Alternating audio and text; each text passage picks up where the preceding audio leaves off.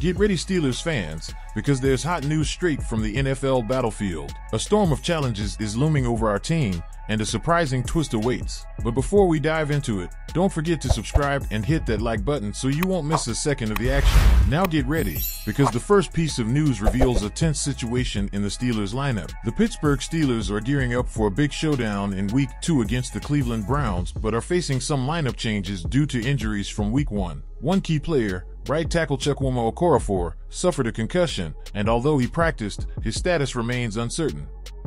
If Okorafor can't play, the Steelers have a promising rookie, Broderick Jones, ready to step in. Jones has been practicing on the right side all week and is prepared to contribute if needed. Despite the shift, he's confident it won't hinder his performance. But Jones faces a tough challenge against Myles Garrett and Za'Darius Smith. Luckily, he's been training against elite pass rushers like T.J. Watt and Nick Herbig in practice, which should help him rise to the occasion. Earlier in the week, Dan Moore Jr. mentioned that Jones looks more comfortable on the right side, jokingly attributing it to Jones being the more athletic of the two.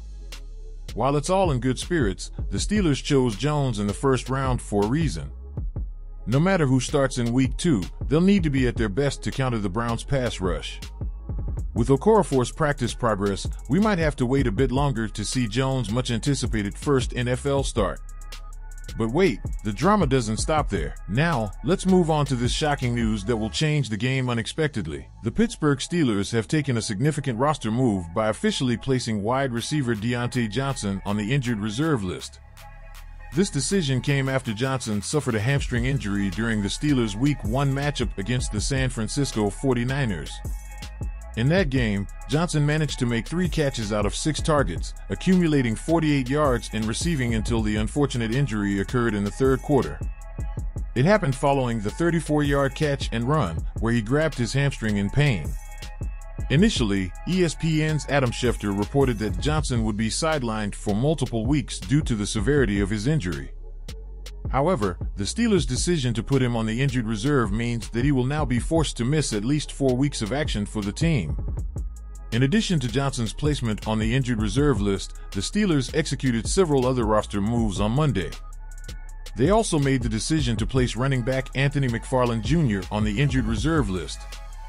Additionally, they promoted running back Kadri Allison from the practice squad to the team's 53-man roster, adding some depth to their running back position.